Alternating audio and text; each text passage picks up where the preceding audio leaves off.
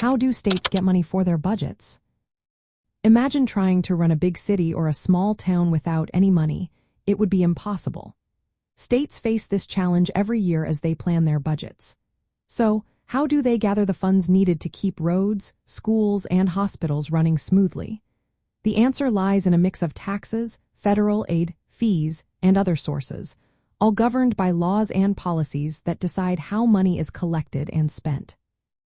Most states relying heavily on taxes for their income. The biggest chunk usually comes from individual income taxes, which are paid by people based on how much money they earn. These taxes can make up anywhere from about 19% to over 54% of a state's total revenue, depending on the state. Then there are sales taxes, which are added to the price of goods and services.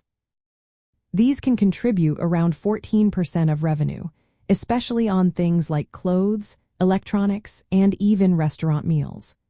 Some states also collect taxes on specific items like alcohol, tobacco, or fuel, which bring in extra money. Another important source is taxes on businesses. Corporate income taxes are paid by companies on their profits. These usually make up about 3 to 7% of state revenue. Besides taxes, states earn money from fees for services.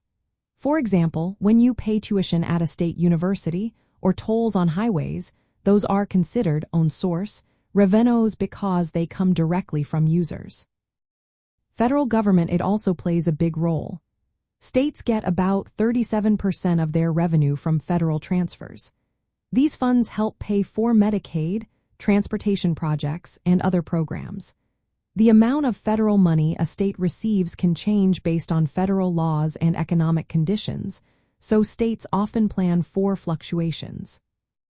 State laws and constitutions set rules for how budgets are created. Usually, the governor prepares a budget proposal that must be approved by the legislature. Laws specify that budgets must be balanced, meaning the state cannot spend more than it earns. Most states have different funds for different purposes. The main one is the general fund, which covers most day-to-day expenses like education, health, and public safety. There are also special revenue funds, which are used for specific programs like environmental protection and debt service funds, which pay interest and principal on borrowed money.